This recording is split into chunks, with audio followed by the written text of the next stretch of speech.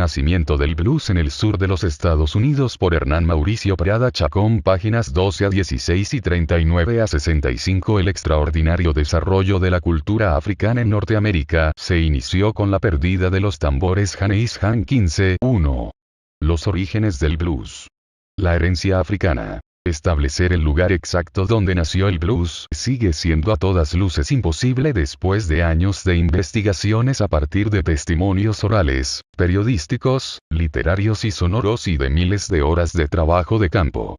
Folcloristas, etnomusicólogos e historiadores de la música se han encontrado con la imposibilidad de identificar el lugar exacto, en el vasto sur estadounidense, en donde se interpretó la primera melodía de lo que hoy en día consideramos como blues. Lo que sí está claro es que la cuna de esta música se encuentra en algún lugar, o quizá en toda la región que comprende lo que se conoce como el sureste y parte del suroeste de Estados Unidos, y que va desde el estado de Texas hasta el norte de Florida. Un inmenso territorio que incluye los actuales estados de Georgia, Alabama, Mississippi, Luisiana, Arkansas, partes de Oklahoma, Illinois y el sureste de Texas, además de incluir el valle y el delta del río Mississippi y la costa norte del Golfo de México. Esta inmensa porción del mapa de Estados Unidos es una región de granjas y plantaciones de algodón, ciudades pequeñas y extensas zonas boscosas y pantanosas, amén de un sinfín de ríos y pequeños brazos de otros ríos que pertenecieron a España y Francia antes de que en 1804 Napoleón Bonaparte vendiera a Estados Unidos las posesiones territoriales que España le había devuelto y que incluían el valle del Mississippi, Luisiana 16 y la ciudad de Nueva Orleans. Esta compra es un evento trascendental en la historia de la nación ya que duplicó su extensión, expandiendo la frontera allende los Apalaches y más allá, pasando el río Mississippi. Con el tiempo este se convertiría en la más importante arteria fluvial del país y en cuyas riberas surgirían poblaciones y ciudades emblemáticas para la historia de la música negra como Memphis en Tennessee, St. Louis en Missouri y Nueva Orleans que ya existía, pero que se consolidaría durante varias décadas, antes de la guerra civil como ciudad cosmopolita y de negocios, que al final del siglo XIX y principios del XX sería definitiva en la expansión del blues y el nacimiento del jazz. Fue en el trasegar por los caminos de este sur, por sus granjas de algodón, sus pequeñas poblaciones con sus muelles, estaciones de ferrocarril y bares y cantinas, lo que permitió que los rasgos musicales del blues se definieran y luego se integraran en una región en particular. El estado de Mississippi, ciertos datos y hechos sugieren que fue allí en donde se configuró el blues.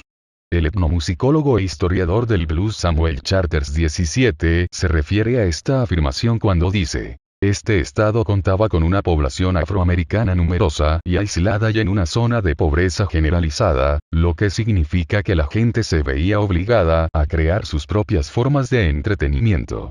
En los condados del noroeste del Mississippi, el famoso delta del algodón, la concentración de comunidades afroamericanas era tan densa que la vida musical preservó elementos del tipo de melodías e instrumentos africanos que casi habían desaparecido en el sur. Pero no son solo esas las razones para seguir esta idea del Mississippi como lugar en donde se configuró el blues. Existen otros hechos como que la gran mayoría de los primeros maestros del blues que se recuerdan y que posteriormente grabaron, son oriundos de esta región. Nombres como Robert Johnson, Charlie Patton, Walter Vinson, Son House o Tommy Johnson entre muchos otros, que evidencian en sus estilos de tocar y en las canciones que interpretaban, reminiscencias de los cantos de trabajo, de las work songs que son parte fundamental de las raíces e influencias del blues. Esos cantos de las plantaciones conservaban elementos de la tradición musical africana que a pesar de la prohibición de hacer su música en muchas granjas y plantaciones, los esclavos negros habían traído consigo e incorporaban en esas canciones colectivas de trabajo e inclusive en los cantos espirituales. La heterogeneidad musical africana y los diversos elementos que de ella se perciben en el génesis de la música negra y particularmente del blues en Estados Unidos, debe ser abordada antes de seguir con los rasgos adquiridos en América. La influencia de la tradición musical africana se percibe tanto en la forma que adoptaron las estrofas del blues, como en la riqueza instrumental y el carácter improvisatorio de letras y melodías inherente a las culturas orales africanas que los negros vendidos como esclavos llevaron consigo a América, quienes realizaban el largo, penoso y muchas veces mortal viaje en los barcos negreros. El África Occidental, la región en la que fueron capturados la mayoría de los futuros esclavos y que corresponde hoy a Senegal, Gambia, Guinea, Bissau, Guinea Conakry, Sierra Leona y Costa de Marfil, era una región habitada por un sinnúmero de tribus que tenían relaciones de amistad y guerra entre sí. Estas tribus tenían una rica vida religiosa y musical debido a la relación que tenían con su entorno natural y con el mundo de lo intangible. Sus danzas y sus músicas aludían a la relación con lo sobrenatural y con la dureza de la vida, en versos largos, muy poéticos y libres, que entonaban hombres conocidos como griots. Este es el término genérico en diferentes lenguas para llamar al cantante, aquel que entona su canción con frecuencia, improvisando las estrofas y acompañándose con un rudimentario instrumento de cuerda de fabricación casera en el que toca una serie de figuras rítmicas que repite a un ritmo y volumen que permita acompañar suave y quedadamente el tono grueso y profundo de su voz. Esos griots, que son conocidos como Jali en la cultura mandingo y Jelefo de la tribu Fula en Senegal, han sido reconocidos como aquellos que configuraron la música que hoy en día conocemos como blues. En África tenían un papel destacado al interior de las tribus y otras sociedades más grandes, eran los guardianes de la memoria de su tribu, sus mitos, genealogías, crónicas de batallas históricas y cuentos, pasándolos así de generación en generación.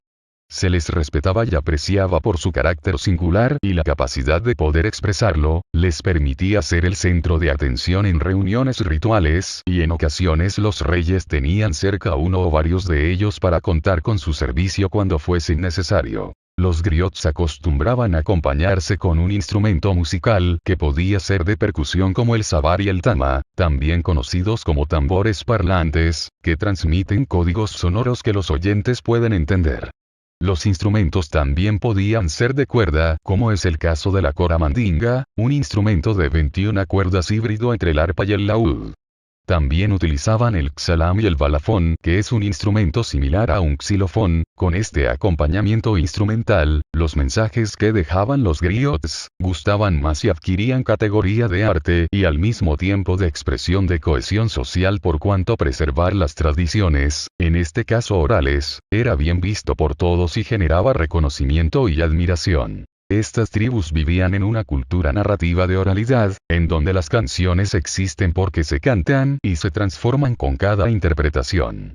A diferencia de las culturas que tienen escritura y encomiendan su legado al documento escrito, estas tribus preservaban sus tradiciones en las letras de las canciones que hablaban de sus antepasados, de grandes hazañas y de tiempos mejores, así como de diversas experiencias de la vida cotidiana. Para el negro africano, su experiencia musical era definitiva por cuanto estaba íntimamente ligada con la vida en comunidad, esa era su razón de ser. 1. Los ancestros del banjo. Los instrumentos que utilizaban los griots en África para acompañar esas melodías pueden rastrearse y es posible encontrar similitudes con instrumentos que se utilizaron durante los años de la configuración del blues y en ciertos casos mucho después, cuando la música empezó a grabarse. Uno de ellos es el que procede de aquel rudimentario instrumento casero, autoconstruido con una calabaza alargada y secada de manera que adquiriera la dureza del plástico, con 5 cuerdas que iban sujetas a un palo que hacía las veces de mástil del instrumento y que no era otra cosa que hilo de pescar u otro material. Las cuerdas, 4 de ellas, se extendían hasta el final del palo y la quinta amarrada más cerca del cuerpo del instrumento. En la lengua wolof ese instrumento es conocido con el nombre de alam o xalam, pero en la lengua de los músicos negros del sur norteamericano y en el argot musical del siglo XX es conocido como banjo. El banjo se hizo muy popular a partir de 1923, cuando se empezó a grabar a los guitarristas cantautores y a las cantantes porque permitía acompañar las canciones con su sonido percusivo y seco. También era muy famoso en las melodías de jazz de Nueva Orleans y en las bandas de Dixieland como instrumento rítmico que daba la pauta a los demás.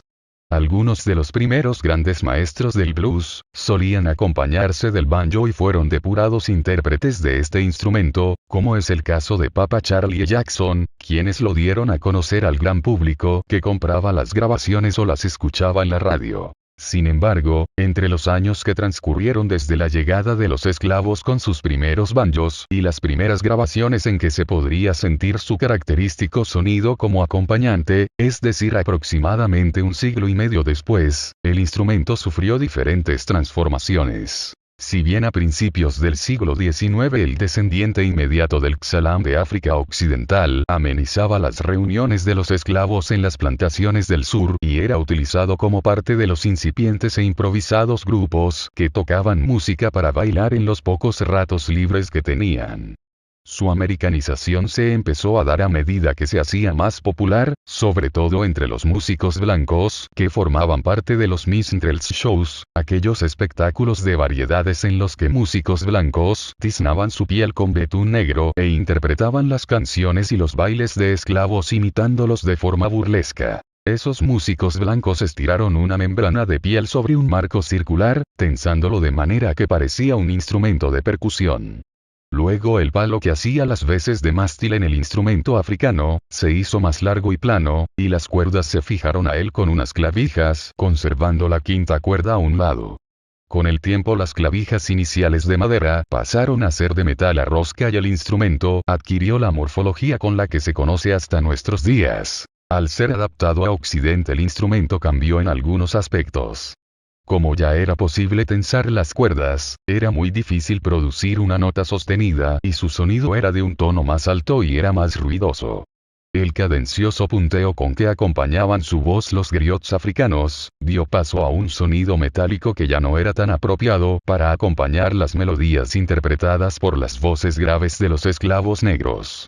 Sin embargo, durante la etapa final de la esclavitud y hasta que la guitarra se hizo popular entre los negros libertos después de la guerra civil, fue el banjo, junto con el violín, el instrumento más conocido en las plantaciones del sur. Es importante anotar que el banjo no fue el instrumento que interpretaban los primeros músicos itinerantes de blues, pero sí fue el instrumento que contribuyó a desarrollar las técnicas que llegaron a formar parte de los antecedentes del blues 18, como anota el etnomusicólogo e historiador del blues Samuel Charters, haciendo alusión a un estadio intermedio de la evolución del blues que está entre la música de los griots y la expresión de los primeros cantantes de este género. Fue la guitarra, que procedía de la tradición musical española, la que se adaptó perfectamente al blues y permitió solucionar las dificultades del banjo, ya que su sonido de bajo es más profundo y se puede afinar de manera que produzca notas sostenidas que se pueden mantener para acompañar las lentas frases vocales del blues. De hecho, la guitarra se convertiría, junto a la armónica o arpa de boca, en el instrumento emblemático del blues, y con el pasar del tiempo y a partir de la influencia que este ejerció en la aparición de otras músicas como el rockabilly, el rock and roll y el rock, se hizo tan popular que una vez se electrificó en los años 30 del siglo XX, fue casi imposible concebir estos géneros sin su presencia. Por otra parte, para la realidad económica y social de los primeros músicos de blues, la guitarra presentaba ciertas particularidades que garantizaron su popularidad y difusión. No es un instrumento costoso, es fácil de transportar, tiene una larga vida si se sabe cuidar y en lo musical permite al músico acompañarse y puntear la melodía y al mismo tiempo se acopla con relativa facilidad a otros instrumentos. Por otra parte, permite al músico crear un acompañamiento mientras va componiendo nuevas letras, y ni qué decir de la versatilidad a la hora de improvisar. De todos modos, se le debe hacer justicia al banjo y no debe olvidarse que algunos de los primeros estilos del blues se construyeron sobre los patrones rítmicos y armónicos que se habían desarrollado con el banjo. Las raíces africanas del blues no solo están en su desarrollo instrumental, también en las estructuras de las estrofas de las canciones y en el modelo de llamada y respuesta característico de las canciones de trabajo o work songs que entonaban los esclavos en las largas jornadas de trabajo en el sur. Si bien las raíces del blues no provienen exclusivamente de África, es innegable que esta herencia es fundamental en su desarrollo. Los esclavos africanos que llegaron a América, trajeron una riqueza musical conformada por una armonía y una tonalidad que luego se podrían evidenciar en las expresiones musicales como los jubilees 19, los spirituals y las work songs que se desarrollarían a partir del contacto con la cultura musical europea. Es bien sabido que la música africana presenta una rica variedad de matices tanto en la expresión como en la forma. En cuanto a la expresión, los blues se diferencian de los spirituals en que son canciones profanas, y de las canciones de trabajo, en que no se cantan en comunidad. Los músicos de blues son cantantes solistas, que en sus letras narran vivencias que les han ocurrido o han escuchado, en la primera persona del singular, algo similar a lo que hacían los griots de hace 2 y 3 siglos en África. Páginas 39 a 65. 1.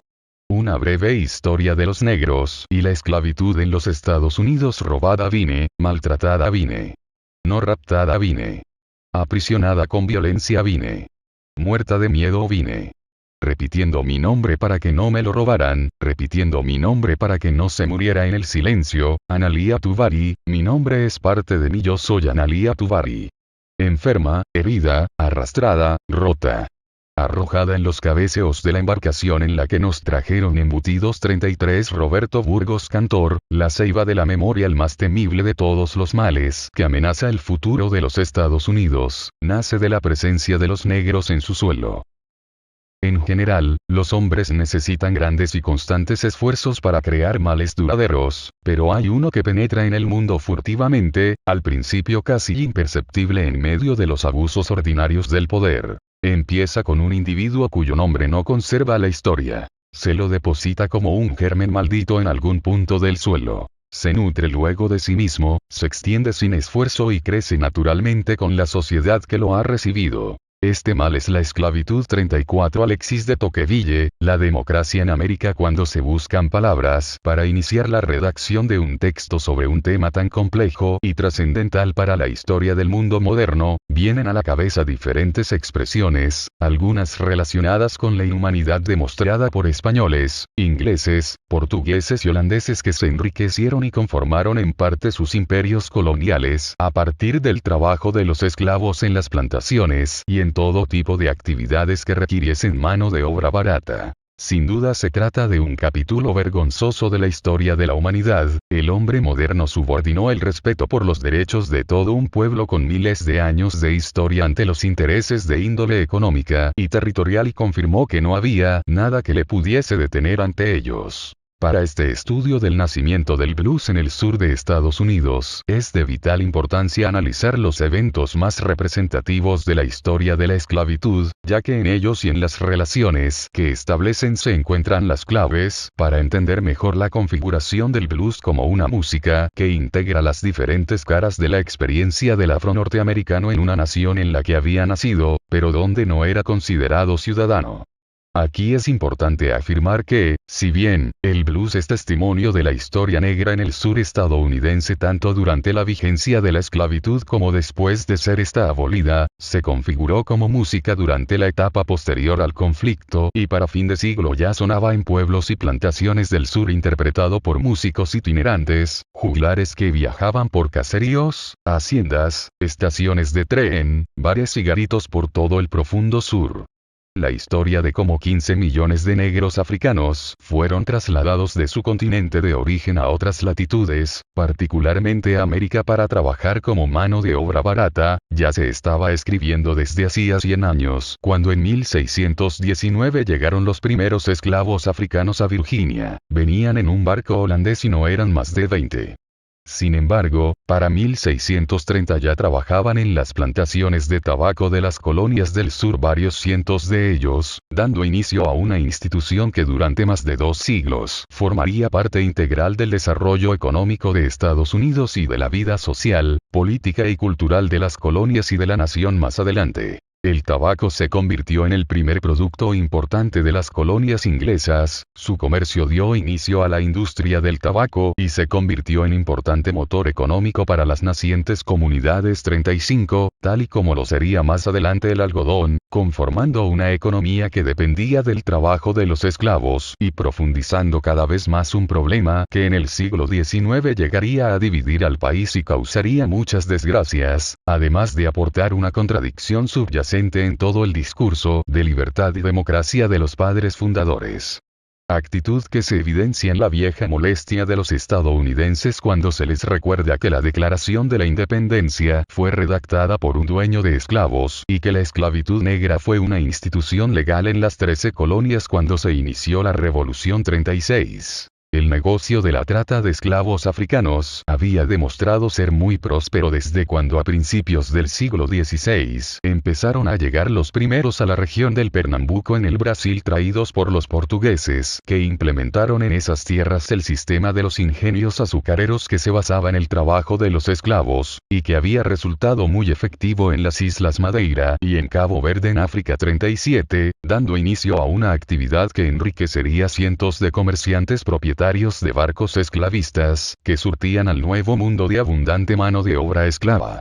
Y no eran solo los portugueses quienes se beneficiaban del trabajo de los negros, los españoles también instituyeron la esclavitud en la actual República Dominicana y posteriormente en el resto de sus colonias del Caribe y el continente para ser utilizados masivamente en las plantaciones de caña de azúcar y otros productos, así como en las minas de plata y oro. Para la primera década del siglo XVI, los españoles habían prácticamente exterminado a los indígenas de la Española por el maltrato y las duras condiciones en que les hacían trabajar, además de las enfermedades traídas de Europa que les diezmaban sin piedad. 38. La alarma se extendió entre los diferentes comerciantes y aventureros que habían venido a América guiados por sueños de enriquecimiento rápido. Era imprescindible conseguir otra fuente de mano de obra.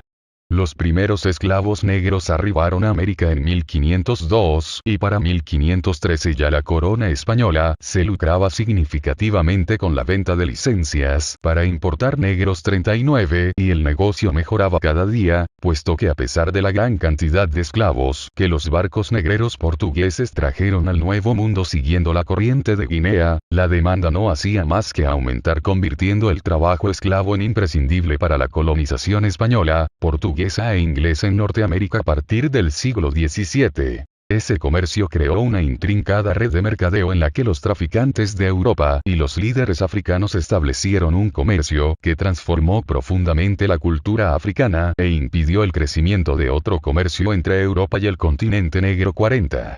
Las cifras que se conocen sobre el número total de esclavos que llegaron al continente americano varían de acuerdo con la fuente y son muy difíciles de establecer por diferentes razones, entre otras por la gran cantidad de esclavos que se vendían sin ser registrados y de los que morían en el viaje desde África a las costas americanas.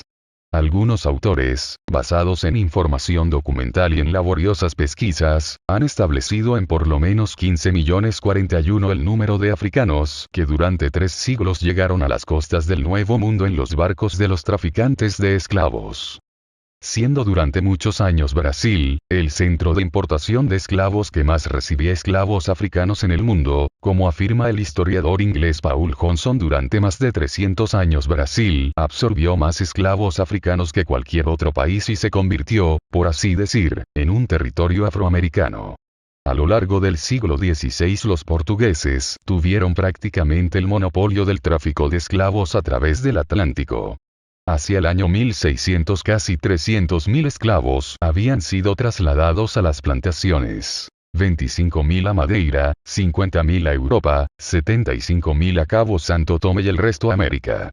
Para esa fecha 4 de cada 5 esclavos eran enviados al Nuevo Mundo. 42. Es evidente que el comercio de esclavos africanos impactó en la economía de las potencias marítimas europeas durante 3 siglos. Inmensas fortunas se amasaron y se establecieron rutas marítimas comerciales entre América, Europa y África, que convirtieron al Atlántico en el teatro de operaciones de los barcos negreros que realizaban en unas semanas la travesía desde la costa occidental africana con sus cubiertas abiertas para esclavos en donde acomodaban cientos de ellos aprovechando cualquier lugar, en un espacio de medio metro hacia cada lado y medio de altura. Los cautivos se sentaban, se acomodaban en cuclillas o se recostaban en la cubierta de esclavos 43, viajaban en unas condiciones infrahumanas, ningún tipo de consideración se tenía con ellos, que eran testigos con aterradora sorpresa, de cómo sus vidas se habían convertido en una pesadilla que empeoraba cada día. El escritor cartagenero Roberto Burgos Cantor, en su novela La Ceiba de la Memoria 44, construye una reflexión literaria, de talante experimental que aporta una renovada reflexión sobre la esclavitud desde su crudeza y desesperanza. Uno de sus personajes, una negra africana de nombre Anatolia Tubari, se lamenta de su suerte y los incontables sufrimientos y vejaciones que le ha sido dado padecer. Apenas se oían los gemidos acabados de los que íbamos encerrados, abajo en la bodega, y los pasos de los navegantes, encima, y un grito solitario, a veces un murmurio. Todos íbamos enfermos adoloridos, cubiertos del vómito propio y del vómito de los otros, los pies metidos entre una agua espesa que no alcanzaba a secarse con sus afluentes de orines y los haceres del cuerpo que salían directos y fétidos en lugar donde estábamos encadenados y las supuraciones de las heridas y los brotes nuevos del óxido en las cadenas y los brazaletes que se nos incrustaban en el cuello, en los brazos y en los tobillos, y el sufrimiento que endurecía las lágrimas y el espanto insoportable de la ausencia del mañana 45. Una experiencia de degradación que convertía a sus víctimas en destinatarios de una maldad calculada desde una perspectiva mercantilista. Los esclavos eran una inversión económica casi siempre de elevados precios de la que se esperaba un rendimiento y una ganancia, y como tal se les trataba, y eso era evidente para esos atemorizados seres desde que eran capturados en sus aldeas y vendidos, obligados a largas caminatas, en donde muchos fallecían de agotamiento, después eran embarcados sin ninguna misericordia, enfermos, con hambre y sed, ignorantes del viaje que estaban por emprender y de la tortura por la que tendrían que pasar antes de llegar a un destino que tampoco conocían, pero que dadas sus circunstancias, no les auguraba nada bueno. Las crónicas de testigos de la época sobre las condiciones en que eran llevados los negros de África al Nuevo Mundo presentan descripciones de los castigos que se les infligía, del hacinamiento al que se les sometía y la alta tasa de mortandad en cada viaje, que era de 20% 46, condiciones estas que convertían la experiencia del negro en una pesadilla que parecía no tener final, sobre todo cuando arribaban al puerto de destino, y el negro recién bañado, alimentado y perfumado, se enfrentaba desnudo, sobre una plataforma, en el recinto de las subastas, siendo observados por los interesados en comprarles, que podían palparles el vientre, revisar su dentadura y en general, examinarles como si de animales se tratase, para finalmente concretar la venta y llevárselos a destinos inciertos, casi siempre separando a las madres de sus hijos y a los hombres de sus esposas. En las colonias de Estados Unidos, la esclavitud fue una realidad desde el principio, tanto en Nueva Ámsterdam, que después sería Nueva York, como en otras regiones del norte. Muchos hombres de negocios y comerciantes de pieles, así como propietarios de navíos, tenían esclavos y les hacían trabajar en sus propiedades, como ayudantes en diferentes actividades e incluso como marinos. El destino de los esclavos negros en el norte sería casi siempre muy diferente al de los esclavos del sur.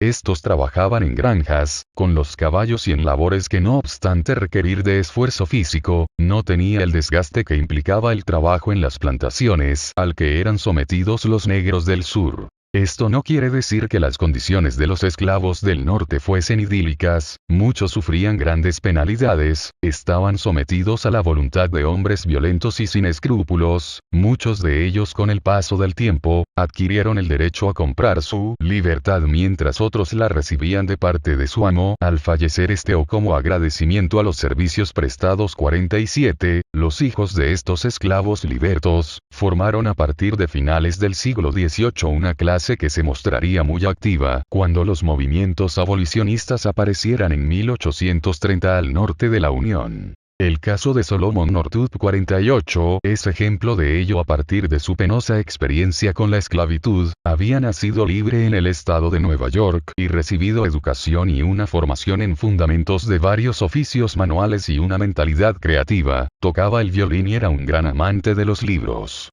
sus antepasados por la vía paterna habían sido esclavos, sus propietarios eran una familia de apellido Northup, de donde vino el apellido y su amo le concedió la libertad como una de sus últimas voluntades antes de morir. Durante años el padre de Solomon trabajó en granjas, siempre ahorrando y haciendo ingentes esfuerzos para poder dar una apropiada educación a sus hijos y un modesto legado material. Solomon Northup nació pues en libertad y en ella vivió hasta los 30 años, desempeñándose en diferentes oficios y cuidando de su esposa y sus 3 hijos, siempre buscando la mejor forma de progresar. Sin embargo, en 1841 su vida dio un giro inesperado, fue contactado por 2 hombres blancos que le ofrecieron trabajo con su violín en la ciudad de Washington, una oportunidad de ganar buen dinero que no quiso desaprovechar y terminó perdiendo su libertad, vendido como esclavo, cayendo en un engaño que lo condenó a pasar 12 años en Luisiana, sufriendo todo tipo de vejaciones y conociendo en carne propia la trágica suerte de su pueblo.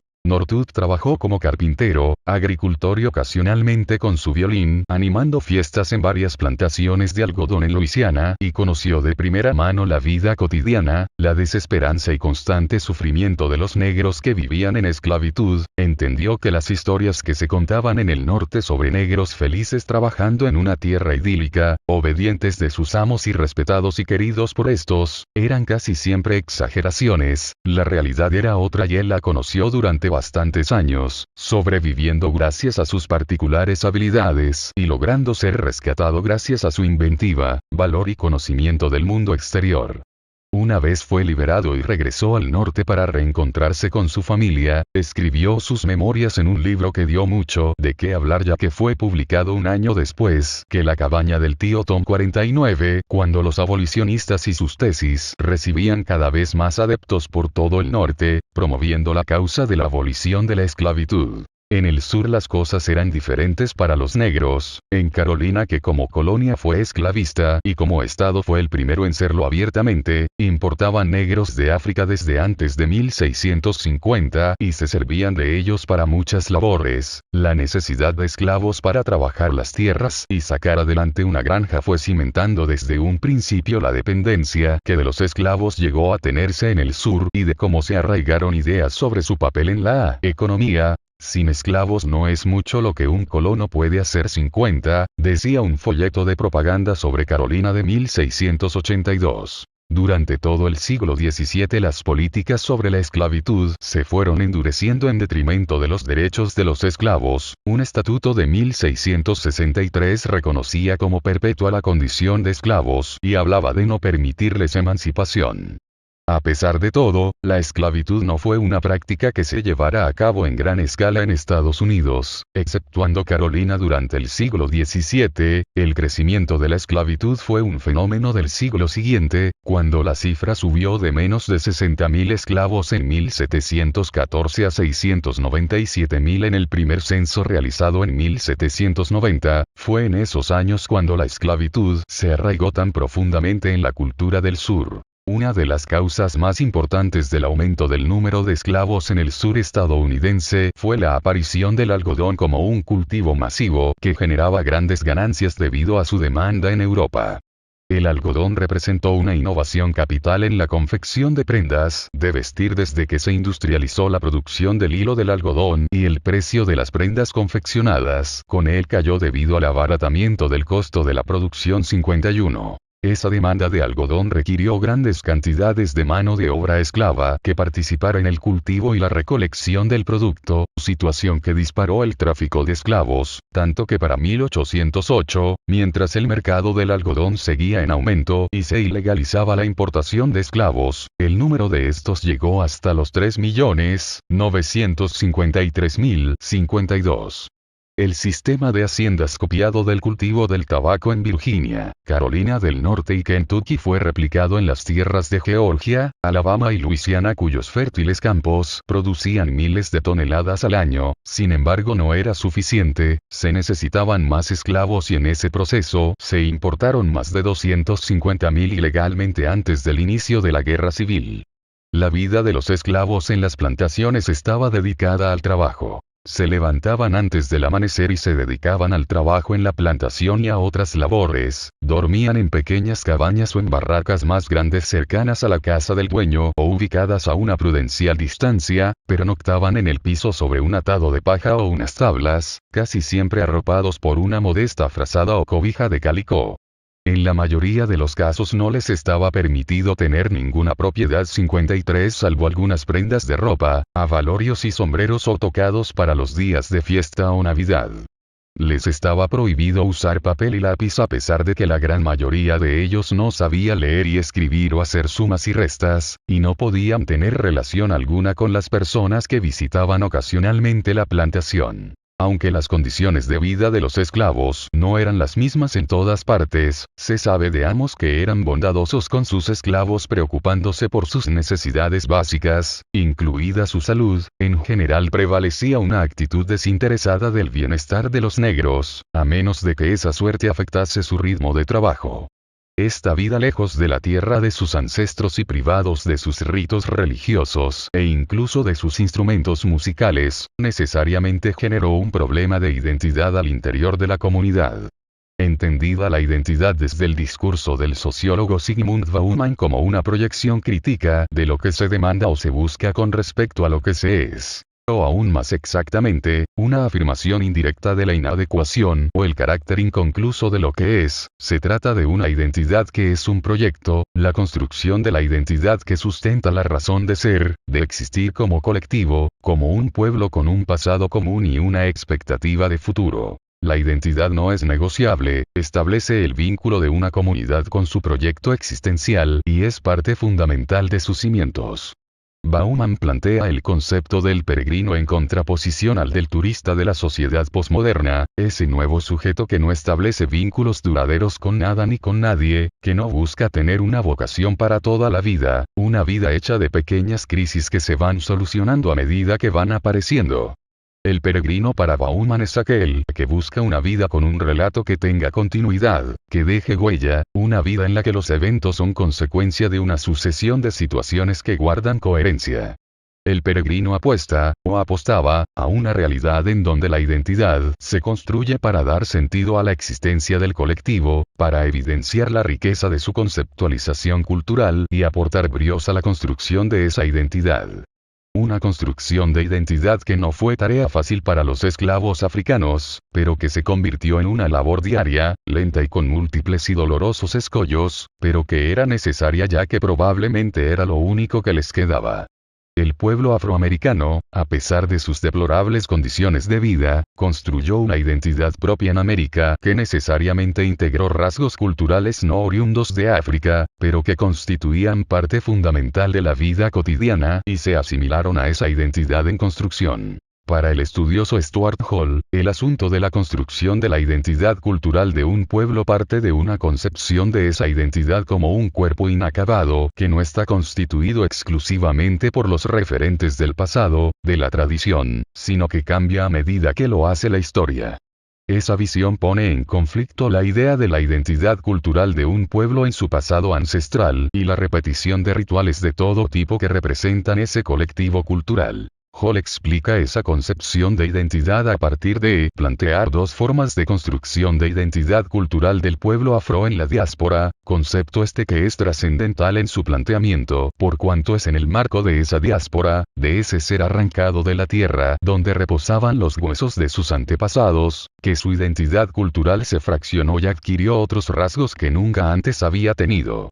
La primera forma de pensar la identidad cultural, es esa identidad colectiva conformada por la identidad misma de todos los miembros de un pueblo, por los referentes de su historia que los ubican en un marco común de referencia, como afirma el autor. Dentro de los términos de esta definición, nuestras identidades culturales reflejan las experiencias históricas comunes y los códigos culturales compartidos que nos proveen, como pueblo, de marcos de referencia y significado estables e inmutables y continuos, que subyacen a las cambiantes divisiones y las vicisitudes de nuestra historia actual 54. Este es el concepto de identidad cultural aceptado por todos cuando se habla de folclore, de carnaval y de tradición, y no es menos importante por su característica de inmovilidad, de rendir un culto permanente a las formas de bailar, cantar, tocar determinado instrumento musical o caracterizarse con un disfraz. Esos rasgos deben perdurar porque enriquecen la experiencia cultural, sin embargo la construcción de una identidad debe trascender ese estadio y es aquí donde entra la segunda forma de pensar construcción de identidad compartida.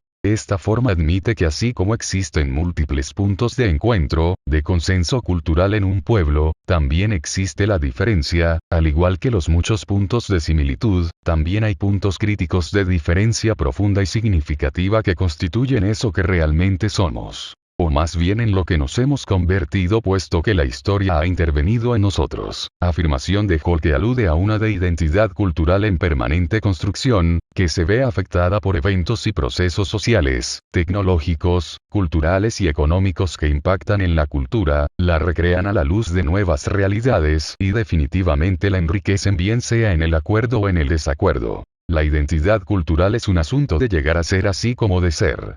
Pertenece tanto al futuro como el pasado. No es algo que ya exista, trascendiendo el lugar, el tiempo, la historia y la cultura.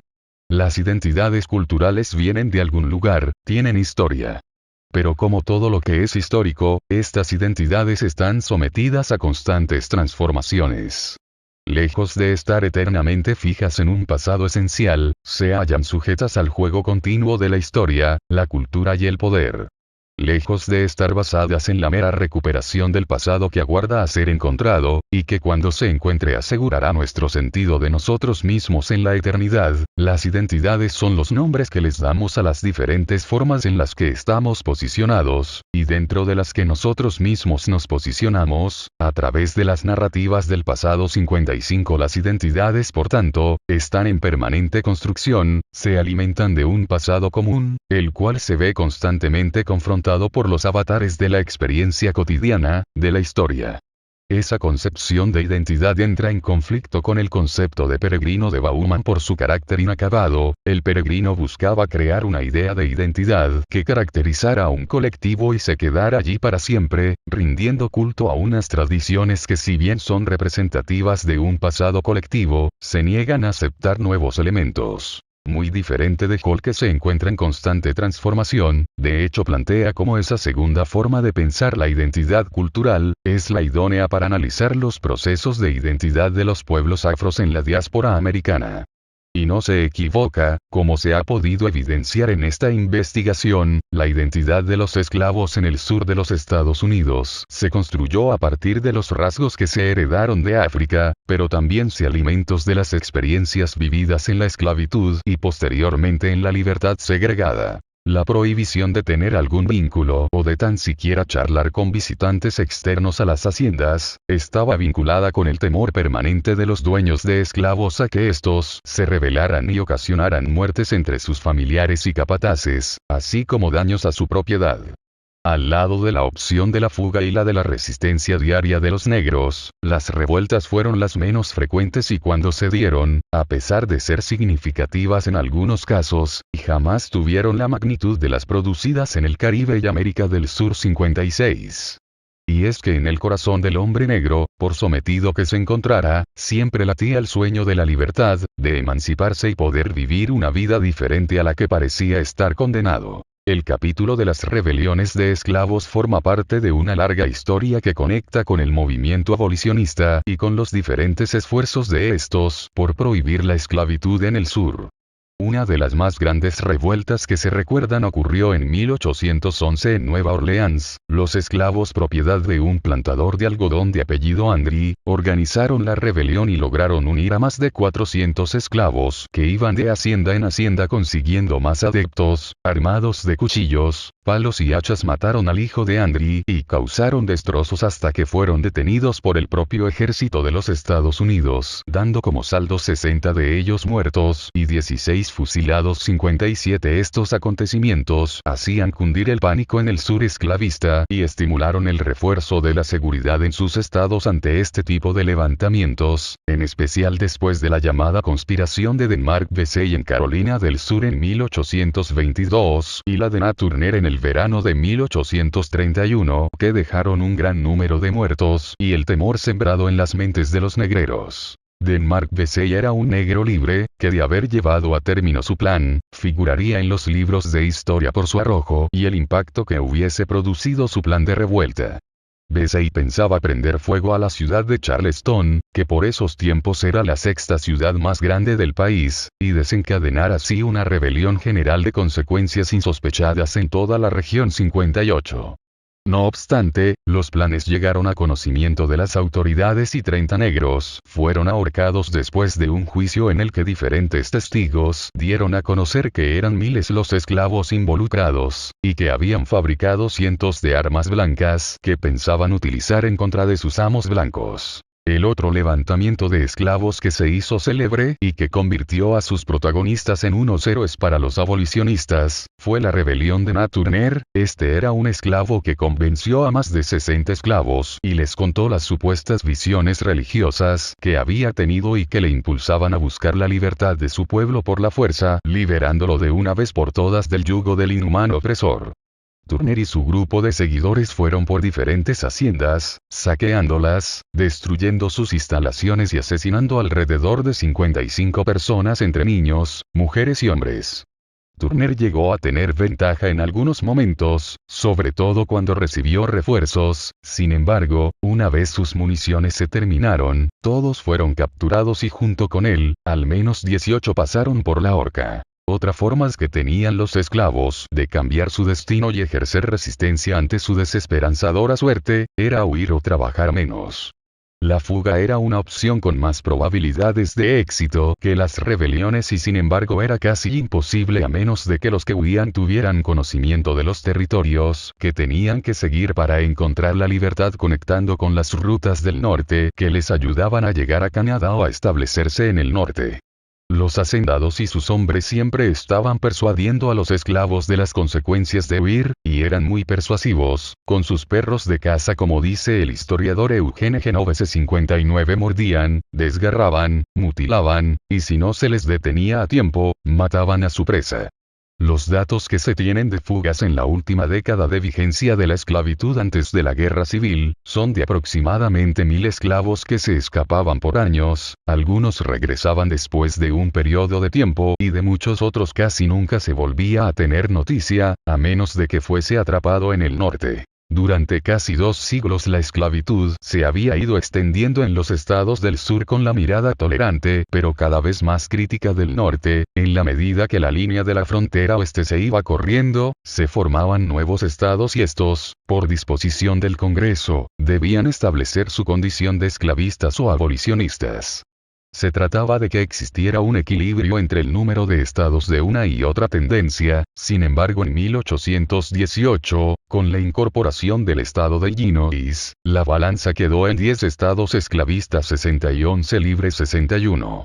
Para 1819, Alabama y Missouri pidieron su incorporación a la Unión y empezaron los problemas. Según la disposición territorial establecida, Alabama debería ser un estado esclavista, y lo cierto es que su entrada restablecería el equilibrio entre esclavistas y libres alterado por Illinois un año antes.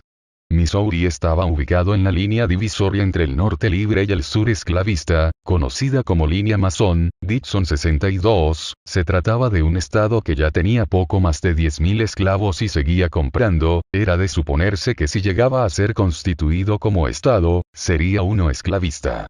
Esta situación desató diferentes protestas entre las gentes del norte que estaban decididas a detener a toda costa la constitución de nuevos estados esclavistas, y fue entonces cuando el representante por Nueva York Talmadge incluyó una enmienda en el decreto sobre la admisión como estado, que exigía a Missouri emancipar gradualmente a sus esclavos, es decir, se prohibía la incorporación de más esclavos al territorio y exigía la libertad de los que nacieran después de su conversión en estado apenas cumplieran los 25 años. El proyecto fue aprobado por la Cámara Baja, que tenía mayoría de los estados libres, pero desde luego fue rechazada por el Senado, que tenía igualdad de representación, 22-22. El Senado llegó a un acuerdo acerca de permitir a Maine, en el norte del país, que se secesionara de Massachusetts y se constituyera en estado, algo que venía pidiendo desde hacía varios años, siempre y cuando se aceptara Missouri como estado esclavista, manteniendo el equilibrio en el Senado. Esta disposición fue aprobada por un estrecho margen en la Cámara Baja. A todo este proceso se le conoce en la historia estadounidense como el Compromiso de Missouri, y muy pronto demostró ser insuficiente para lidiar con los constantes retos que ofrecía una nación en permanente progreso, en donde el sur tenía más tierras pero menos población, y el norte, que era más reducido en extensión territorial, pero con una ventaja amplia a nivel de número de habitantes. Fue así como después de casi 3 décadas el compromiso se abolió ante las anexiones de otros estados en 1847, cuando la guerra estaba cada vez más cerca. 63. En el siglo XIX el asunto de la esclavitud adquirió trascendental relevancia, ya que involucraba diferentes aspectos de la cultura religiosa y política de la nación, que chocaban entre sí. De ser la esclavitud un asunto sin mayor trascendencia cuando se aprobó la Constitución, pasó a ser el centro de debate en el norte y el sur a medida que pasaba el tiempo. Cuando fue aprobada la Constitución se aceptaba que la esclavitud existía, pero no se le mencionaba en ninguna parte, ni siquiera en la Declaración de Derechos figuraba el derecho a no ser esclavizados. El gobierno federal no estaba autorizado a aprobar ninguna ley relacionada con los esclavos.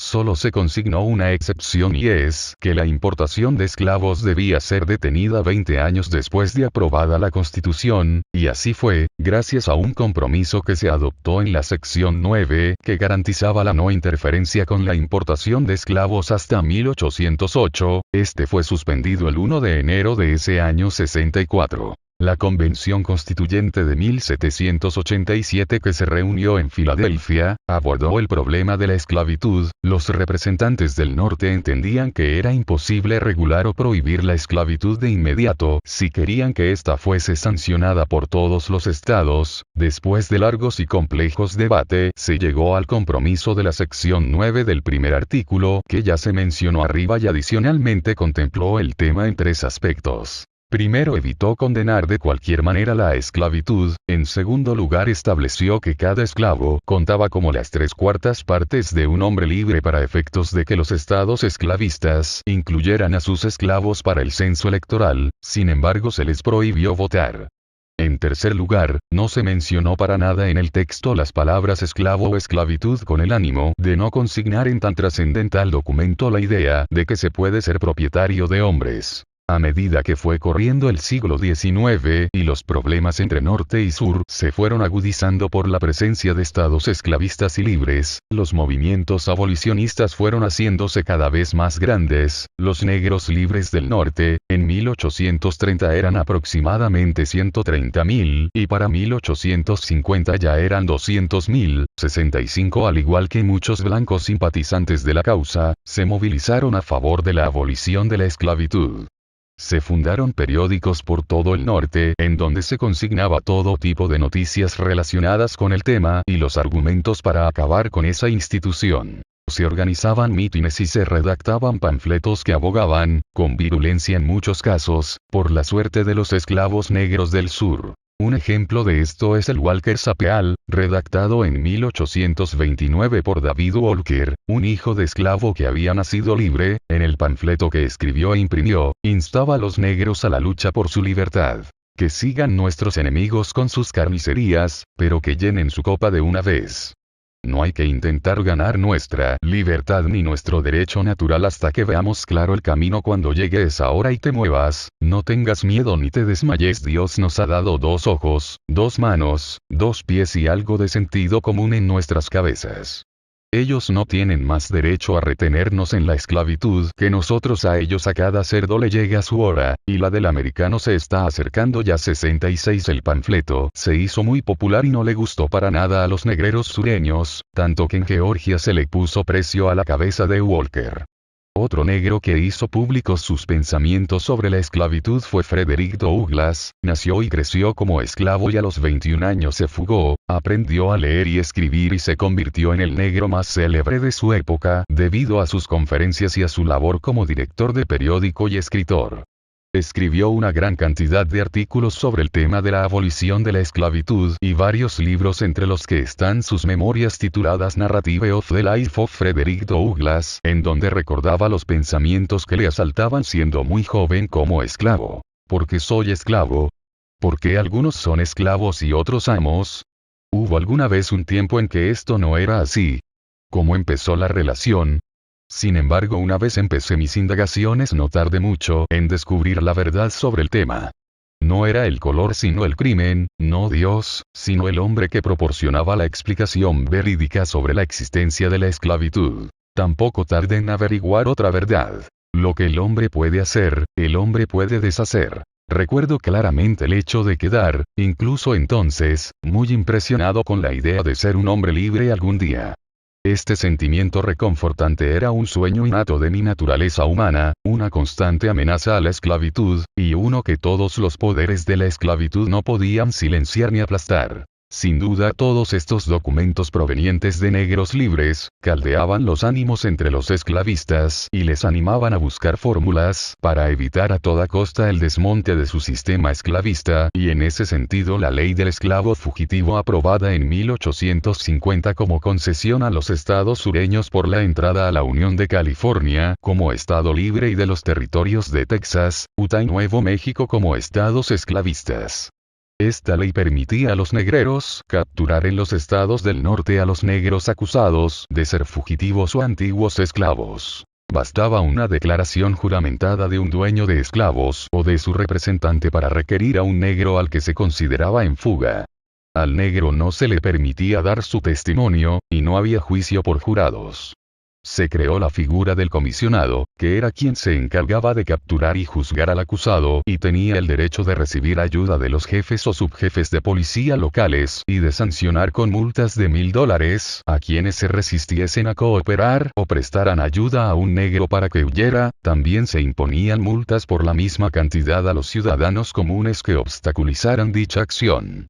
La ley del esclavo fugitivo aludía a una ley vigente desde 1793 que les daba a los propietarios de esclavos el derecho de entrar a otros estados y recapturar a sus negros sin ninguna garantía para el capturado. No existía el derecho al habeas corpus, a un juicio conjurado o al derecho a testificar en su nombre. Durante la primera mitad del siglo XIX, los estados del norte promulgaron leyes de libertad que garantizaban dichos derechos a los esclavos fugitivos, por tanto la ley de 1850 lo que buscaba era hacerla más fuerte. Esta ley conminó a los negros del norte a llevar a cabo actos de resistencia de diferente naturaleza como boicots a juicios a negros fugitivos e incluso acciones violentas que calentaron los ánimos. Por otra parte, muchos estados del norte hicieron caso omiso a esta ley y apoyaron a esclavos que buscaban protección. El célebre ferrocarril subterráneo, que incluía rutas de escape y daba albergue a esclavos en fuga en diferentes casas hasta que llegaban a territorios del norte seguros o incluso al Canadá, fue una estrategia que llevó a la libertad a miles de esclavos. La ley del esclavo fugitivo contribuyó a que cada vez más personas del norte simpatizaran con los abolicionistas. Si los estados del sur, en vez de querer extender su cacería de negros fugitivos al norte, hubiesen fortalecido su seguridad interna, el descontento en los estados no esclavistas no habría aumentado como lo hizo, pero al ver a los comisionados de los estados esclavistas llegar a los estados libres para llevarse a negros, acosándolos y sin ninguna oportunidad de ser oídos, causaba repulsión a muchos que de otra manera no se habrían convertido en antiesclavistas.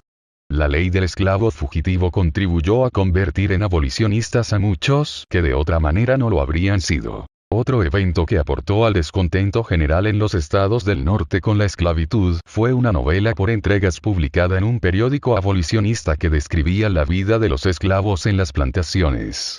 Se trata de La cabaña del tío Tom, o La vida entre los humildes, una dramática narración de la escritora de Connecticut Harriet Beecher Stowe, que se inspiró en la ley de esclavo fugitivo aunque jamás había estado en una plantación y no tenía conocimiento directo de las condiciones de la esclavitud. Esto llevó a que algunos de los personajes, sobre todo los de los dueños de plantaciones, estuviesen construidos a partir de estereotipos. La novela vendió 300.000 ejemplares en un año y fue llevada al teatro con un éxito rotundo, por lo tanto llegó a millones de personas que se escandalizaban con lo que veían.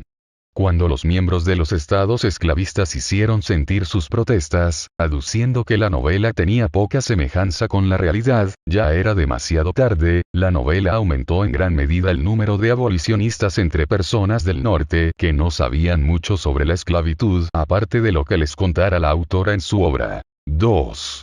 La naturaleza del sometimiento del esclavo negro en América, un problema histórico desde los tiempos de la lucha por la independencia del Imperio Británico. Se hizo evidente la gran contradicción en la historia de la formación de Estados Unidos sobre su búsqueda de libertad y autodefinición lejos del imperio opresor, y al mismo tiempo la continuidad de la esclavitud en el sur. Aquellos enardecidos dirigentes del sur que clamaban por el derecho de las colonias a librarse de la influencia de Inglaterra, eran propietarios de esclavos y habían nacido y crecido en medio del modelo de la esclavitud y lo aprobaban. Para no ir muy lejos, el propio George Washington, cuyo padre era un hacendado de Virginia, que murió cuando él tenía 11 años y heredó a su numerosa familia un total de 4.000 hectáreas que estaban divididas en 7 parcelas y que contaban con 49 esclavos, de los cuales 5 recibió su madre junto con la finca que le correspondió 67, y cuando se casó con una viuda acaudalada, siendo ya un exitoso comandante militar y se convirtió en un terrateniente, llegó a tener más de una docena de sirvientes y un sinnúmero de obreros, albañiles y carpinteros esclavos. Washington creció en el sur esclavista, viendo trabajar a los esclavos en las más diversas labores, y no se tiene noticia de que estuviese en descontento con la esclavitud. Esa concepción de libertad de los dirigentes norteamericanos, que excluía al negro, era contraria a los ideales por los que se luchaba en la guerra de independencia. Incluso algunos reformadores hicieron ver que la revolución solo se podía justificar por la decisión de liberar al país de la esclavitud. 68.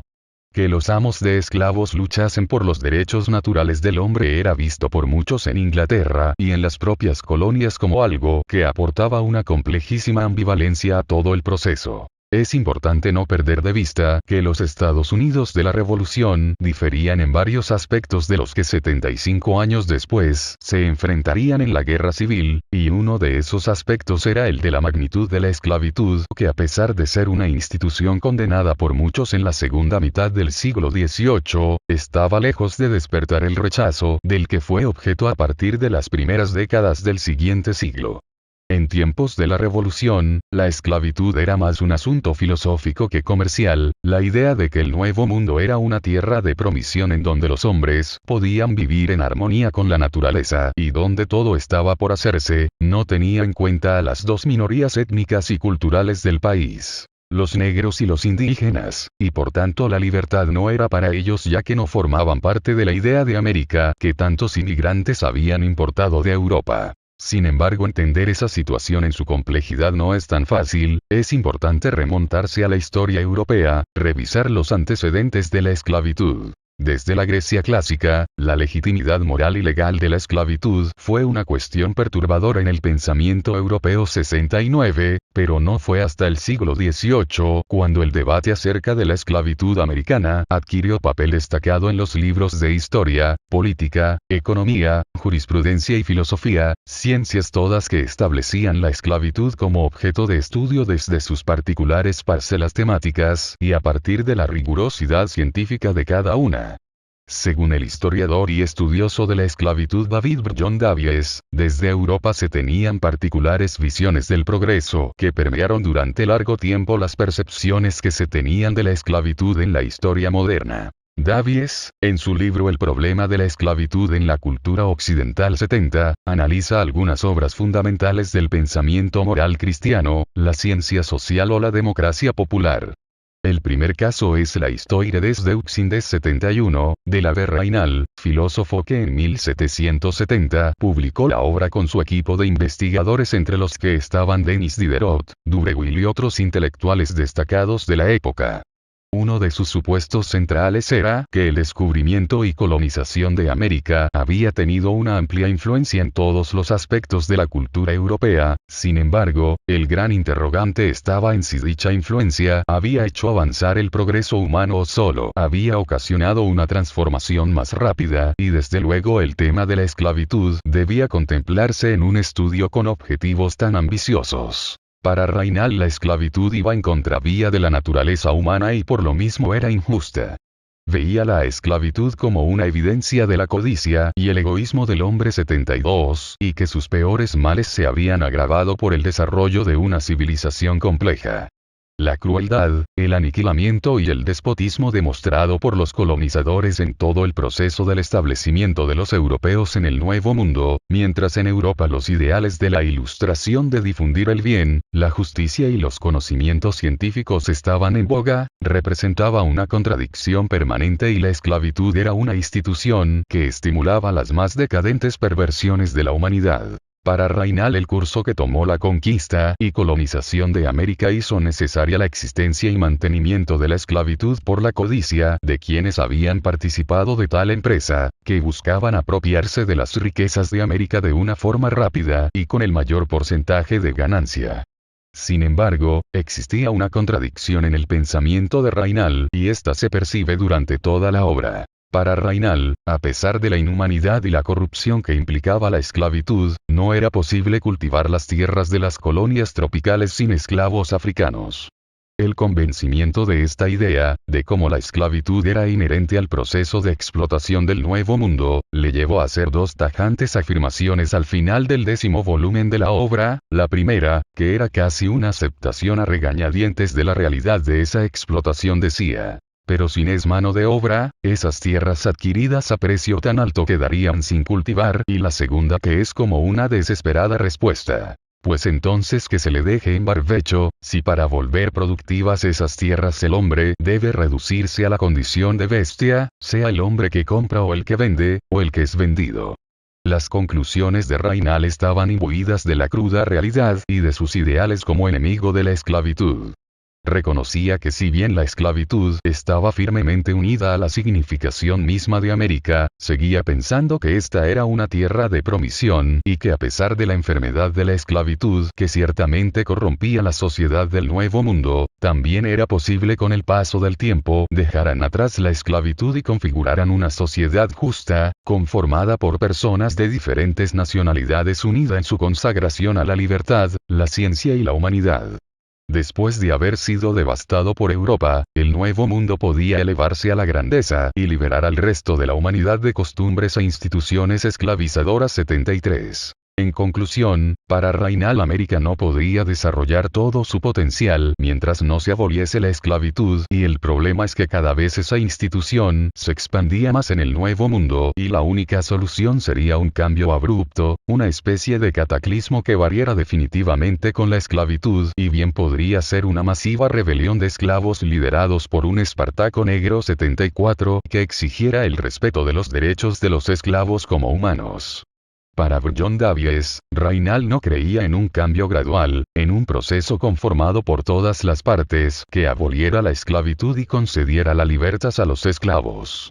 América no podía cumplir su compromiso con la humanidad sin agonía. 75. Otra obra que John Davies analiza en su tarea de configurar una perspectiva teórica de la esclavitud americana, es Histoire de l'esclavage dans l'Antiquité 76 de Henry Wallon, que fue publicada casi 80 años después, cuando ya la esclavitud había sido abolida en las repúblicas de América Central en 1824, en México en 1829 y el Imperio Británico entre 1831 y 1833, 77, además de en Haití, Canadá y en varios países independientes de América del Sur, y solo seguía vigente en Cuba, Brasil y el sur de los Estados Unidos. La obra de Wallon estaba conectada con la valoración que de la esclavitud hacía el movimiento antiesclavista internacional de mitad del siglo XIX. Para Wallon la esclavitud contemporánea presentaba ciertas particularidades de las cuales una de las más relevantes era que su contexto era la expansión y efectos del cristianismo. Wallon creía en lo que John Davies 78 llama el poder de la verdad moral y en la fuerza de su influencia para guiar el curso de la historia.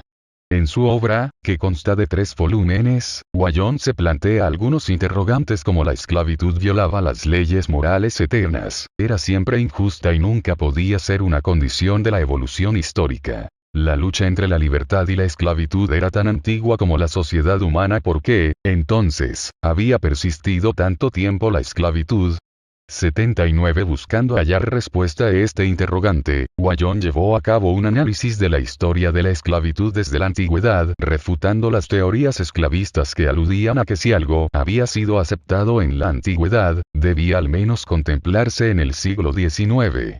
En su análisis, Wallon desvincula de la esclavitud todo lo que tenía valor en la antigüedad y le asigna responsabilidad por catástrofes sociales históricas como la decadencia de las ciudades-estado griegas y la corrupción romana 80. Sin embargo, postula que con la llegada del cristianismo la esclavitud se había desvirtuado en Europa a partir de la idea de que todos los hombres son iguales ante Dios. Según esto, en la Roma posterior a la aparición del cristianismo, los amos habían aprendido a tratar a los siervos como iguales, y esto poco a poco les había llevado a la libertad. Wallon se ubicaba en la parcela ideológica que aceptaba estos cambios como sinónimo de progreso en contravía con los abruptos cambios revolucionarios. No obstante la pertinencia que veía el autor en este planteamiento, existían contradicciones de fondo que debían atenderse, como lo expresa John Davies. Esta teoría significaba que la restauración de la esclavitud que acompañó a colonización de América, no era solo un acto de violencia contrario al espíritu del Evangelio, sino una brusca desviación de la evolución normal de la humanidad. La inevitable conclusión parecía ser que América constituía una fuerza accidental o extraña, que llevaba a una regresión del curso providencial del progreso moral. Wallon sugirió que la colonización del Nuevo Mundo había ofrecido a un pequeño grupo de mercaderes y planteadores egoístas la oportunidad de hacer descarrilar el tren del progreso histórico y, por consiguiente, era imperativo que los reformadores, apoyados por un público esclarecido, volvieran a colocar el tren sobre las vías 81. Este planteamiento, que partía de la concepción de Wallon acerca de la historia como una progresiva realización de los principios cristianos, adolecía de rigurosidad histórica por cuanto abordar el tema desde una percepción religiosa deja por fuera diferentes asuntos que harían más integral el planteamiento. Por ejemplo, Wallon evita abordar el tema de la trascendencia o de la función de la esclavitud en otras épocas de la historia donde había existido. John Davies continúa con este análisis de obras que desde la historia y la filosofía trataron de entender, de dilucidar el papel de la existencia del tráfico de esclavos en la historia de la humanidad y aporta la explicación científica sobre la esclavitud planteada por el filósofo Augusto Comte 82, fundador del positivismo filosófico, tan solo 6 años antes de la publicación del libro de Wallon y, en palabras de Davies, llegó a conclusiones que en ciertos aspectos eran notablemente semejantes a las de Wallon 83. John Comte redujo en gran medida el tema de la esclavitud en la antigüedad, dejando de lado el concepto de normas universales de moral y, contrario a los autores anteriores, no veía contradicción absoluta entre el cristianismo y la esclavitud y la naturaleza o la esclavitud. Para Comte la esclavitud había desempeñado un papel trascendental en diferentes estadios de la civilización y afirmaba: la servidumbre humana había desempeñado una función indispensable en el progreso de la civilización puesto que reemplazó al canibalismo y al sacrificio humano y había hecho cumplir la disciplina del trabajo regular y sostenido a hombres que de otro modo hubieran sido gobernados por la pasión o el deseo inmediatos. 84 Comte basaba sus análisis y planteamientos en lo que John Davies llama una serie rígidamente establecida de estadios ascendentes de la historia. La esclavitud podía funcionar en la etapa temprana de una civilización, sin embargo una vez esta evolucionaba como causa del progreso material, científico o espiritual o de la expansión territorial, la esclavitud quedaba en desuso porque ya dicha sociedad la había suplantado por otro mecanismo más acorde con su realidad. Según esto, la existencia de la esclavitud en América en el siglo XIX era una aberración monstruosa. Invertía el curso del progreso e impedía la extensión de aquellos principios científicos generales que eran necesarios para el surgimiento de una sociedad racional. En África la esclavitud pudo haber contribuido al progreso de los negros, como había contribuido al progreso de las sociedades antiguas. Pero la esclavización de pueblos primitivos por parte de naciones más avanzadas obstruía el funcionamiento de las leyes de la historia y desbarataba todo el esquema del progreso gradual. 85 Conte se interesa por el tema de la esclavitud en América, buscando entender las claves que le expliquen la aparición de esa institución en pleno siglo XVII. No le preocupaba realmente la suerte de América ni de los americanos. Siempre pensó que América no era realmente importante para la evolución de la historia. La construcción histórica que Raynal, Wyon y Conte hicieron acerca de la esclavitud en América, en diferentes épocas, ejerció notable influencia en su época y abrió paso a otras miradas al tema.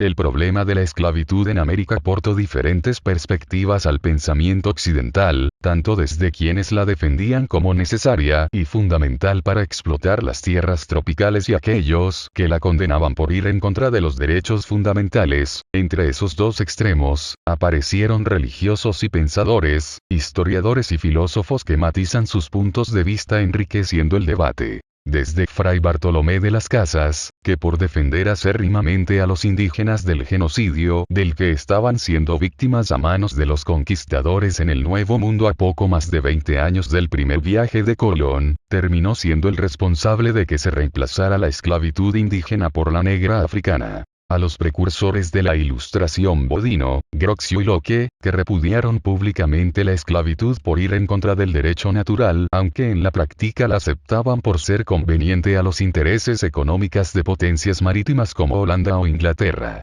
Montesquieu, Diderot, Rousseau y otros enciclopedistas no dudaron en condenarla. En Estados Unidos Benjamin Franklin la acusó de ser antieconómica, por ser el trabajo libre mucho más rentable. Todos están de acuerdo en que representa un problema complejo que condicionó el desarrollo de una u otra manera. 3. El camino hacia la proclama de la abolición de la esclavitud.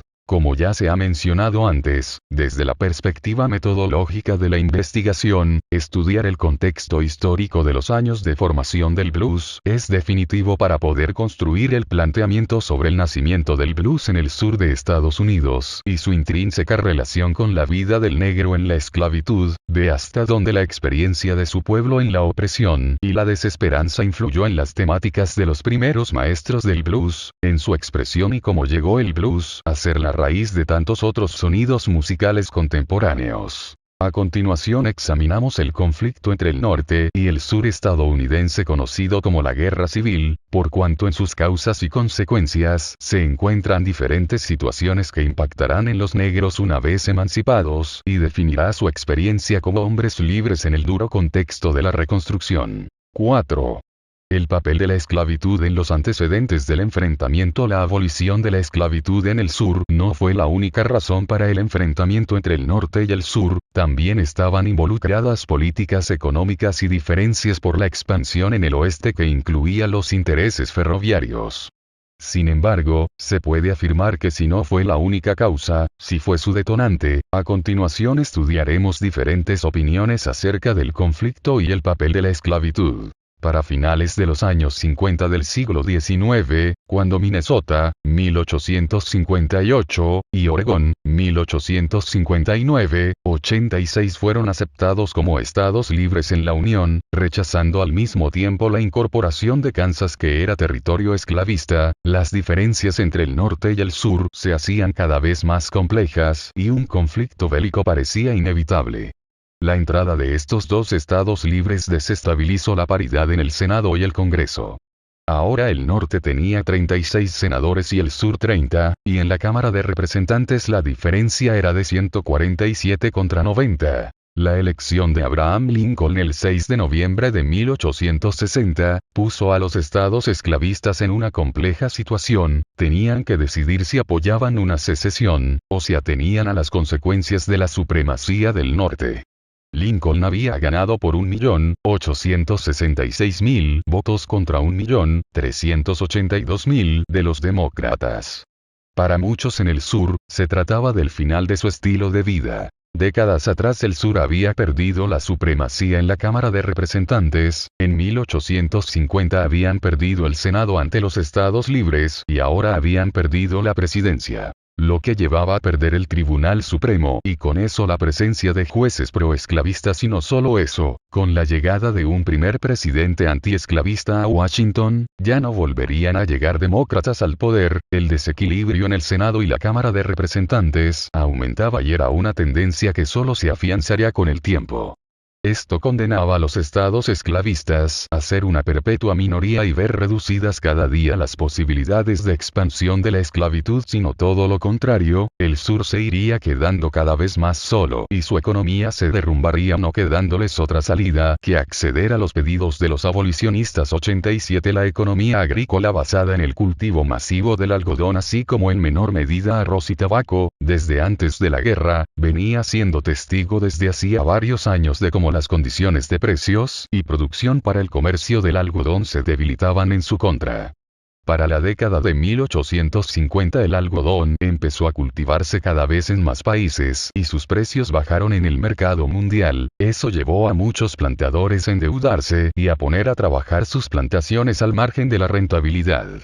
Como consecuencia de esa coyuntura de precios y nuevas fincas más tecnificadas, el precio de los esclavos empezó a subir reduciendo aún más el margen de ganancia del algodón.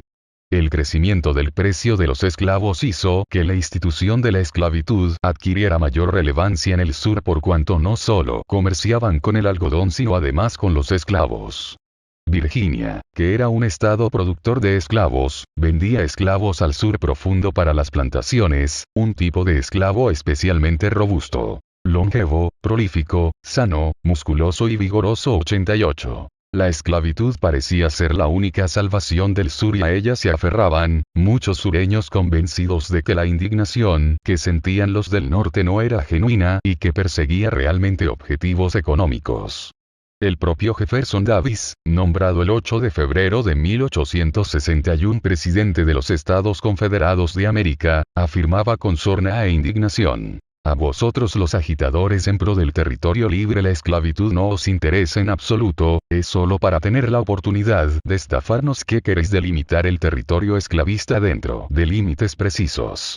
Es para tener la mayoría en el Congreso de Estados Unidos y convertir al gobierno en un motor del engrandecimiento del norte que deseáis debilitar el poder político de los estados sureños. ¿Y por qué? Porque queréis mediante un sistema legal injusto, promover la industria de los esclavos del norte y del este, a expensas de los pueblos del sur y de su industria. 89 Para las gentes del sur ver amenazada la esclavitud, representaba, como ya se dijo atrás, cambiar su forma de vida. La esclavitud estaba íntimamente ligada al estilo de vida del sur, y eso a pesar de que solo una minoría de sureños tenía esclavos. En 1850 el censo arrojó el dato de 6 millones de habitantes blancos en el sur, de los cuales se contaban 347.725 dueños. En las regiones productoras de algodón, azúcar y arroz del Bajo Sur, había entre 3.000 y 4.000 familias que eran propietarias de la mayoría de los esclavos. 90 Entre tanto en el norte, no todos veían con los mejores ojos la abolición de la esclavitud. Para los blancos pobres del norte, implicaba competir con más negros por las colocaciones laborales más rudimentarias, en una ciudad como Nueva York, que para 1860 era un crisol de nacionalidades y razas y presentaba ya problemas de hacinamiento. En Manhattan, vivían cientos de negros libres que pasaban su día buscando trabajo hombro a hombro con inmigrantes irlandeses, escoceses. Por otra parte, un gran número de personas en el norte rural y provinciano, no veían con buenos ojos el tener que tratar con negros libertos en la vida cotidiana. Una cosa era saberlos libres en el sur y otra muy diferente tenerlos viviendo en la puerta de al lado.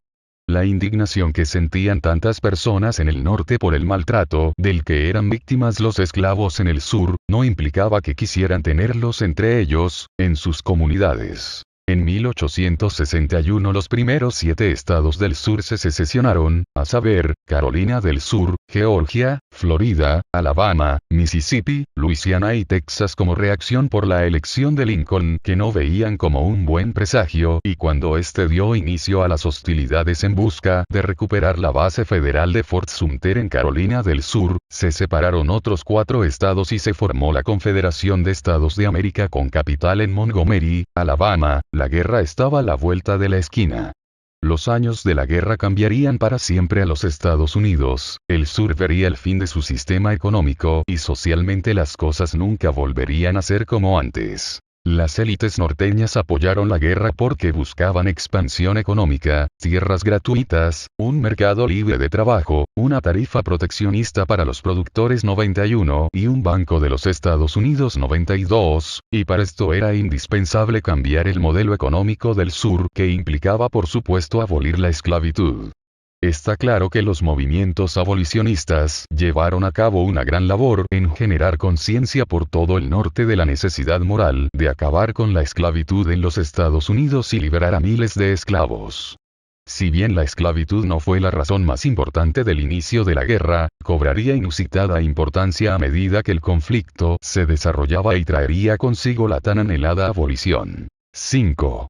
El liderazgo de Abraham Lincoln y la abolición de la esclavitud. Estaba claro que los miles de hombres del norte que se movilizaron a los estados del sur desde el principio del conflicto para luchar por la preservación de la Unión, no estaban particularmente interesados en el fin de la esclavitud. Sin embargo, el asunto de la abolición se convirtió en un problema fundamental desde el comienzo mismo de la guerra. El mismo Congreso, una vez iniciada la guerra, aprobó la siguiente resolución. Esta guerra no se hace por ninguna causa que tenga que ver con la abolición de, o la interferencia en los derechos de las instituciones establecidas de esos estados, sino para preservar la Unión 93.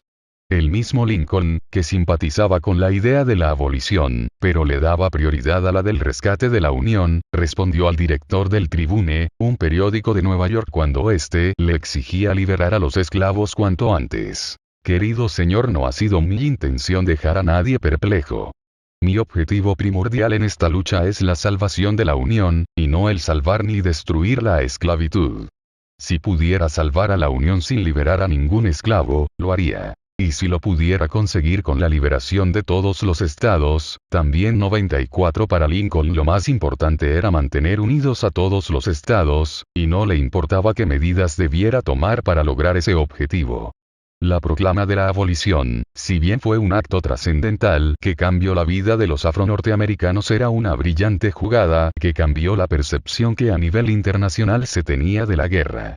Para Lincoln, al igual que para Washington o Jefferson en su momento, el gran problema de la esclavitud no era terminar con ella, sino qué hacer después con los esclavos.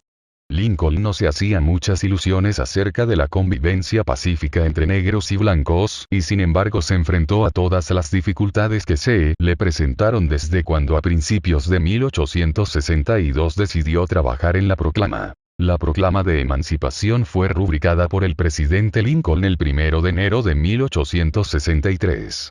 Sin duda se trata de un momento trascendental en la historia del país, que dejaba atrás una época oscura y abría las puertas de otra llena de retos.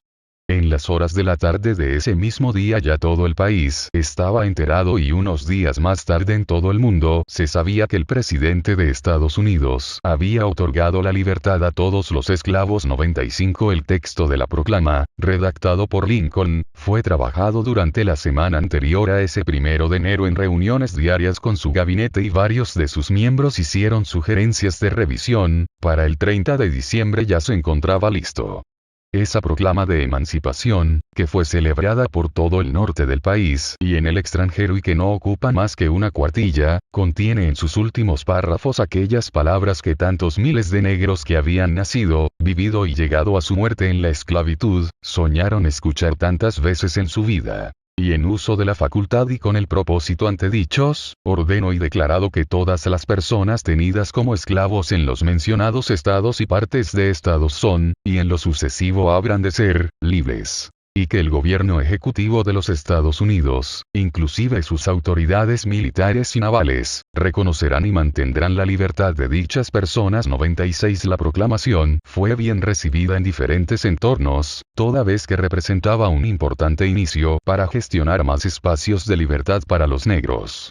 Sin embargo, también fueron muchos los críticos, entre esos muchos abolicionistas, que la acusaban de estar incompleta ya que en ella solo se contemplaba la libertad de los esclavos del sur. Por otra parte, se quedaba corta en el tema de los derechos civiles de los negros, el derecho al voto, a la educación y a otras garantías que como ciudadanos merecían no fueron establecidos, y esa ausencia de derechos civiles acompañaría durante un siglo más a los negros hasta cuando en los años 60 del siglo XX les fueron concedidos a partir de la lucha de los movimientos surgidos por todo el país. La proclamación trajo consigo esperanza y ciertamente terminó con el inhumano régimen de la esclavitud, que desde luego ya era un logro sin precedentes. Sin embargo, no contempló los mecanismos para incorporar a esos miles de esclavos que ahora eran libres a la vida laboral y social del país.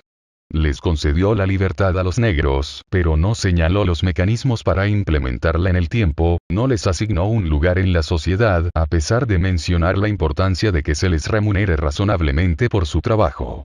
Estas inconsistencias condenaron al negro a ser un individuo de segunda o tercera clase en los Estados Unidos de posguerra, a pesar de las disposiciones legales emanadas del Congreso con el fin de dar un lugar a los negros, pero que no duraron mucho.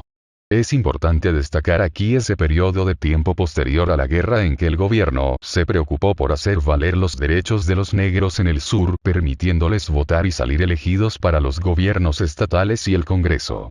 Esas leyes introdujeron en el sur una educación pública interracial y gratuita, otorgaban el derecho a los negros de hacer contratos, comprar propiedades y a no ser excluidos de hoteles, teatros, ferrocarriles y en general de servicios públicos. Estas leyes buscaban proteger al negro y garantizarle sus derechos, sin embargo no habían pasado más de 5 años después del final de la guerra para que el presidente Andrew Johnson, que había llegado a ese cargo para reemplazar a Lincoln luego de su asesinato, obstaculizara esas leyes en favor de los estados sureños. Los negros en libertad eran una masa heterogénea que, dependiendo del estado y la plantación de que procedían, contaban con diferentes competencias laborales que les podían servir para empezar a llevar una vida en libertad, algunos más que otros.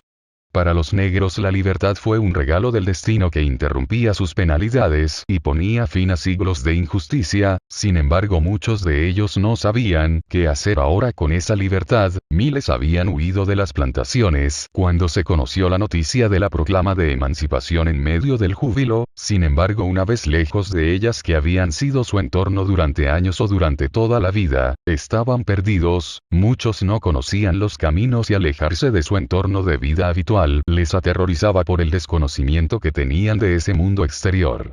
Era muy difícil saber a dónde huir y cómo sobrevivir. Salir en busca de trabajo.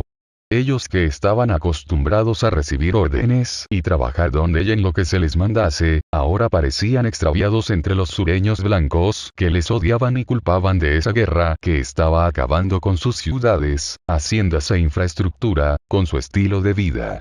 Miles de ex-esclavos se unieron al ejército de la Unión, que ahora les abría sus puertas. Sin embargo, su situación era bastante difícil. Los blancos pobres que eran sus compañeros de armas, les veían con desprecio y pensaban que estaban haciendo un sacrificio injustificado, llamados a filas para pelear en una guerra que no entendían. 200.000 negros se alistaron en el ejército y en la marina durante esos últimos 2 años de la guerra 97 y murieron 38.000. Sin duda ese elevado número de soldados negros fue decisivo para el triunfo del norte en la guerra. Sin embargo, las condiciones de los soldados negros distaban mucho de ser respetuosas de su dignidad y supuesta igualdad. Se les utilizaba para llevar a cabo los trabajos más duros y sucios como cavar trincheras y perforar pozas para los regimientos blancos, así como arrastrar cañones, cargar munición y en muchos casos eran ubicados al frente en los regimientos como carne de cañón 98. La experiencia de los esclavos liberados, de los negros libres durante los años posteriores a la guerra es ambivalente y claramente agridulce. Ahora eran libres de los grilletes, el látigo y el trabajo pesado, y ese era el más grande anhelo de ellos y todos sus antepasados, que habían muerto en la esclavitud con la ilusión de una vida en libertad para sus descendientes. Ya no le rendían cuentas a un amo del cual eran una posesión. Su sueño se había cumplido, pero ahora que tenían la libertad, se enfrentaban a las restricciones y a la persecución de la segregación.